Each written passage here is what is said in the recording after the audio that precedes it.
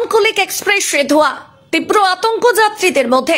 এই ঘটনাটি ঘটেছে মালদার খালতিপুর এবং চামাকগ্রাম স্টেশনের মধ্যে। সকাল 9:30টার সময় এই ঘটনা সামনে আসে। এরপর তড়িঘড়ি ট্রেনটি থামানো হয়, খবর দেওয়া হয় সংশ্লিষ্ট দফতরে। তড়িঘড়ি ঘটনাস্থলে আসেন রেল কর্মীরা। এরপর আগুন নেভানো হয়। পাশাপাশি ট্রেনটি সুরক্ষিত কিনা সেই বিষয়ে সমস্ত তথ্য খতিয়ে দেখা হয়। এরপর যাত্রী সুরক্ষার বিষয়টি নিশ্চিত করার পর 10:14 নাগাদ তা গন্তব্যের দিকে রওনা হয়। এই ঘটনায় স্বাভাবিকভাবেই আতঙ্ক ছড়ায় যাত্রীদের মধ্যে। জানা গিয়েছে, এদিন কুলিক এক্সপ্রেসের একটি জেনারেল কামরা থেকে আচমকাই ধোঁয়া নির্গত হতে দেখা যায়। স্বাভাবিকভাবেই আতঙ্ক ছড়ায় যাত্রীদের মধ্যে। থামানো হয় ট্রেন। এরপর আধিকারিকরা এসে ঘটনাস্থল পর্যবেক্ষণ করেন।